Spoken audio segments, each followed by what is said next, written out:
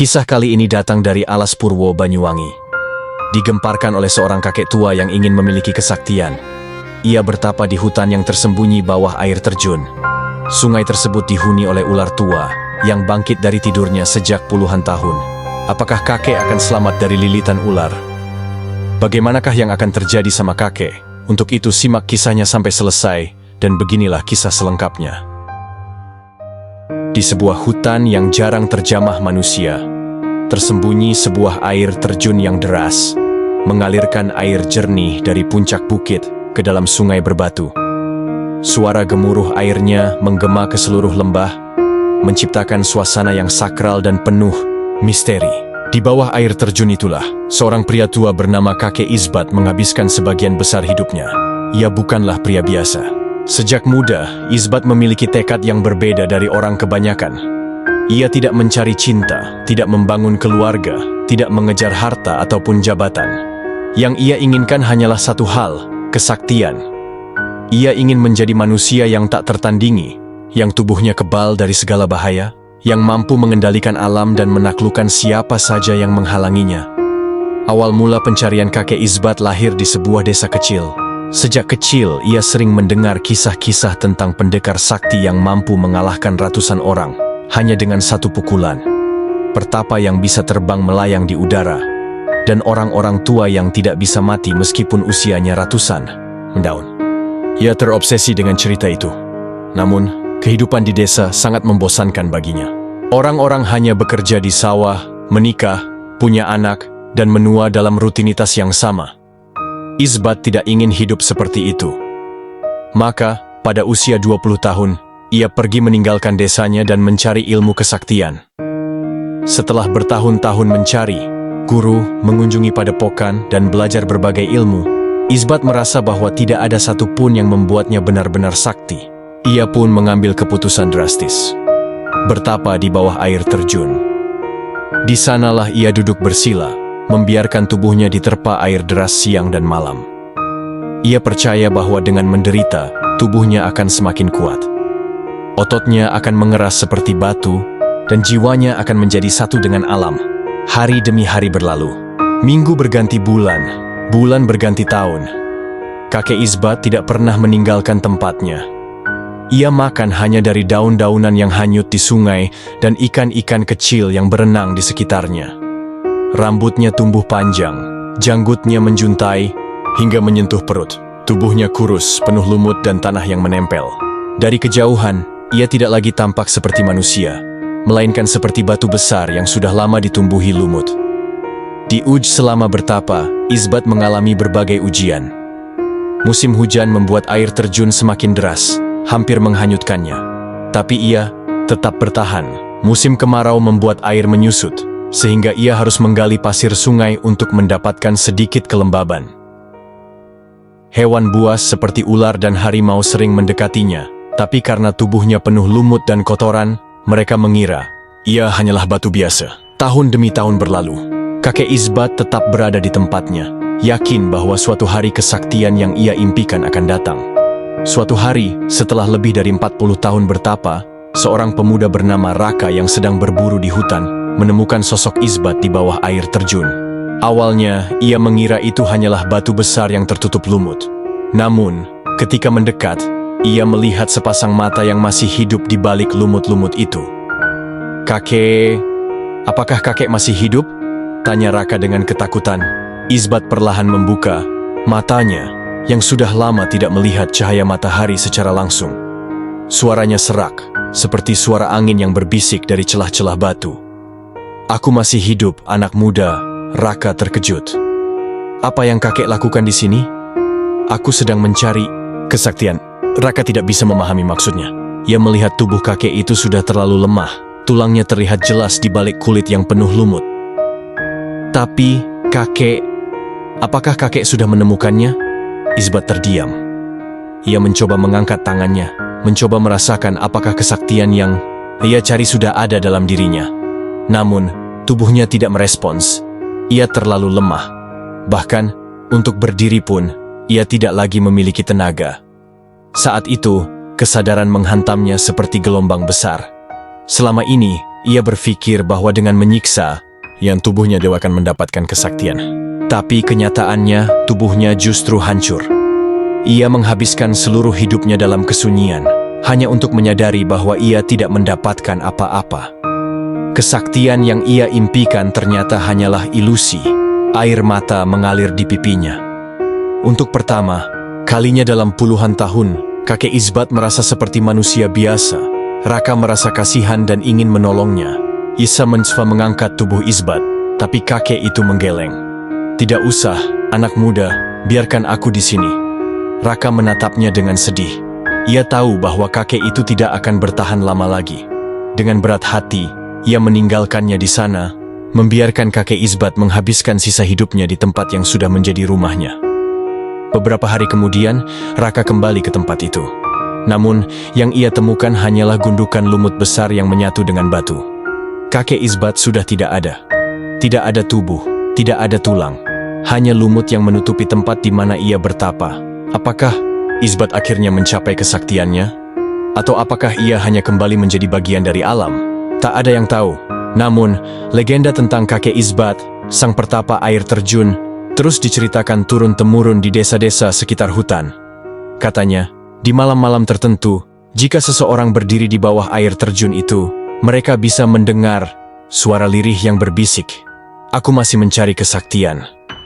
Setelah puluhan tahun bertapa di bawah air terjun, tubuh kakek Isbat telah menjadi bagian dari alam. Lumut menutupi kulitnya, rambutnya menjuntai seperti akar pohon, dan matanya hampir kehilangan cahaya. Ia telah menyerahkan dirinya sepenuhnya pada alam, berharap mendapatkan kesaktian yang selama ini ia impikan. Namun, takdir memiliki rencana lain. Suatu malam, di saat bulan purnama bersinar terang, air sungai tiba-tiba beriak dengan gelombang yang tidak biasa. Gemuruh air terjun yang biasanya menenangkan kini terdengar seperti suara gemuruh yang menakutkan. Hawa dingin menyelimuti udara dan angin bertiup kencang. Dari dalam sungai, muncul sesosok makhluk mengerikan. Seekor ular raksasa dengan sisik keemasan merayap keluar dari dasar sungai. Ukurannya luar biasa besar, lebih panjang dari pohon-pohon di sekitar sungai. Matanya bersinar merah menyala, penuh dengan kebijaksanaan dan kemarahan yang telah dipendam selama berabad-abad. Ular itu adalah penjaga sungai, makhluk gaib yang telah ada sejak zaman dahulu. Ia adalah roh kuno yang menjaga keseimbangan alam di daerah itu. Dan malam ini, ia datang untuk menguji kakek Isbat. Pertemuan dengan sang ular-ular raksasa itu melingkarkan tubuhnya di sekitar batu-batu besar di sungai, lalu menatap langsung ke arah kakek Isbat yang masih duduk bersila di bawah air terjun. "Manusia, apa yang kau lakukan di sini selama bertahun-tahun?" Suara ular itu menggema di seluruh lembah, seperti suara yang datang dari dalam bumi itu sendiri. Kakek Isbat perlahan membuka matanya. Pandangannya kabur, tetapi ia bisa merasakan kehadiran makhluk itu. Ia tidak terkejut. "Aku mencari kesaktian," jawab Isbat dengan suara parau, hampir seperti bisikan. Ular itu mendesis pelan. Ia melingkarkan ekornya di sekitar tubuh Isbat, mengangkatnya perlahan dari tempatnya bertapa. Tubuh Isbat yang kurus dan penuh lumut kini tergantung di udara, dililit oleh kekuatan yang luar biasa. "Kesaktian?" Suara ular itu terdengar seperti tawa yang menakutkan. "Apa yang kau dapatkan setelah bertahun-tahun bertapa? Apa kau telah menjadi manusia sakti?" Kakek Isbat mencoba menggerakkan tubuhnya, mencoba merasakan apakah ia memiliki kekuatan yang selama ini ia cari. Namun, tubuhnya lemah. Ia bahkan tidak bisa melawan lilitan sang ular. Ia mulai menyadari sesuatu. Kesaktian yang ia impikan ternyata bukanlah sesuatu yang bisa didapatkan hanya dengan menyiksa diri. Kesaktian sejati bukan hanya tentang tubuh yang kuat atau kekuatan gaib, melainkan pemahaman akan makna hidup itu sendiri. Ular itu semakin mempererat lilitannya. Napas Isbat mulai tersengal. Ia merasa kematian sudah di depan mata. Namun, di saat-saat terakhirnya, tiba-tiba ia tersenyum. "Aku mengerti sekarang." Bisiknya, ular raksasa itu terdiam. Ia bisa melihat perubahan dalam diri manusia tua ini. Tatapan Isbat, yang tadinya dipenuhi ambisi kini tampak tenang. Seolah-olah ia telah menemukan jawaban yang selama ini ia cari. Dengan Perlahan, ular itu melepaskan lilitannya. Kakek Isbat jatuh kembali ke batu di bawah air terjun, tetapi kali ini ia tidak merasa kesakitan. Ia justru merasa ringan, seperti beban yang telah ia pikul selama bertahun-tahun akhirnya lepas. Ular raksasa itu menatapnya dengan tajam. Kau telah menyadari kebenaran manusia, maka, sebagai penjaga sungai ini, aku memberimu pilihan. Tetaplah di sini, menjadi bagian dari alam, dan aku akan menjadikanmu roh sungai ini. Atau, pergilah dan jalani hidupmu yang tersisa sebagai manusia biasa. Kakek Isbat menutup matanya. Ia mengingat semua tahun yang telah ia lalui, semua kesulitan yang ia hadapi, semua kesia-siaan yang ia alami. Dan untuk pertama kalinya, ia membuat pilihan. Aku ingin menjadi bagian dari alam. Ular raksasa itu mengangguk.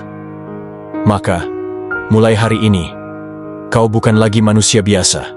Kau akan menjadi roh penjaga di sungai ini, mengawasi keseimbangan alam, dan melindungi tempat ini dari tangan-tangan yang serakah.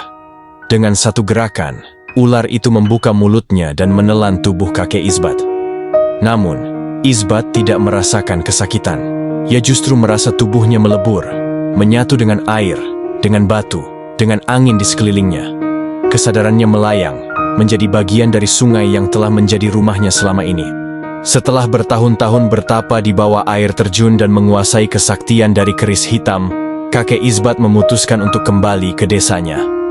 Dulu, ia hanyalah seorang lelaki tua yang hidup sendirian, tanpa istri, tanpa anak, dan tanpa siapapun yang peduli padanya. Namun kini, ia adalah manusia sakti, seorang yang telah membelah air sungai, menghancurkan batu raksasa, dan mengalahkan siluman-siluman yang mengancam dunia manusia. Kepulangan yang menggemparkan saat kakek Isbat memasuki desa, semua orang menatapnya dengan kagum dan heran. Tubuhnya yang dulu kurus kering kini tampak lebih kuat. Wajahnya bersinar penuh wibawa, dan matanya memancarkan kekuatan yang sulit dijelaskan. Rumah tuanya yang hampir roboh masih berdiri di pinggir desa. Ia masuk ke dalam, membersihkan debu, dan duduk di bangku kayu yang dulu sering ia gunakan. Namun kali ini berbeda, ia bukan lagi orang biasa. Kabar tentang kepulangannya menyebar dengan cepat. Orang-orang datang berbondong-bondong ke rumahnya, ingin melihat sendiri perubahan kakek Isbat. Ada yang sekadar ingin bertemu, ada yang ingin meminta perlindungan, dan ada pula yang membawa penyakit yang sudah lama tidak bisa disembuhkan. Menjadi tabib dan guru spiritual, sejak hari itu, kakek Isbat menjadi seorang tabib sakti. Orang-orang yang sakit datang kepadanya, berharap kesaktiannya bisa menyembuhkan mereka. Dengan air yang ia doakan, banyak orang sembuh dari penyakit yang tak bisa diobati oleh tabib biasa. Ia juga membantu orang-orang yang mengalami gangguan gaib, mereka yang diganggu siluman, dihantui roh jahat, atau terkena santet dari orang yang iri hati. Setiap kali ia menghunus keris hitamnya, kekuatan gaib yang jahat langsung lenyap. Namun, meskipun sakti, kakek Isbat tetap rendah hati. Ia tidak pernah meminta bayaran, hanya menerima apapun yang diberikan dengan ikhlas. Dihormati, dan disegani semakin hari, semakin banyak orang datang kepadanya. Ia bukan hanya dikenal sebagai tabib sakti, tetapi juga sebagai seorang guru spiritual yang bijaksana. Banyak pemuda dari desa dan daerah sekitarnya yang ingin berguru kepadanya, belajar tentang kesaktian dan ilmu kebijaksanaan. Namun, kakek Isbat selalu memberi mereka satu peringatan. Kesaktian bukan untuk mencari kekuasaan. Kesaktian sejati adalah untuk menolong sesama dan menjaga keseimbangan alam. Mereka yang memiliki hati murni diperbolehkan belajar darinya, sementara mereka yang datang dengan ambisi buruk selalu ia tolak. Akhir dari kakek Isbat tahun demi tahun berlalu. Kakek Isbat tetap tinggal di rumahnya, mengobati orang, mengajarkan kebijaksanaan, dan menjaga desanya dari gangguan makhluk halus. Namun suatu hari, di usianya yang sudah sangat tua, ia memutuskan untuk pergi ke tempat pertapaannya dulu, di bawah air terjun. Beberapa hari kemudian, penduduk desa mencarinya, tetapi ia sudah menghilang tanpa jejak. Mereka hanya menemukan keris hitamnya tertancap di atas batu, seolah meninggalkan warisan bagi mereka yang layak memilikinya. Sejak saat itu, tidak ada yang tahu kemana kakek Isbat pergi. Namun, setiap kali ada orang yang berdoa di bawah air terjun itu, mereka merasakan ketenangan dan perlindungan. Banyak yang percaya bahwa ia tidak pernah benar-benar pergi. Ia hanya kembali menjadi bagian dari alam, seperti yang telah dijanjikan oleh sang ular, penjaga sungai, dan legenda kakek Isbat pun hidup selamanya.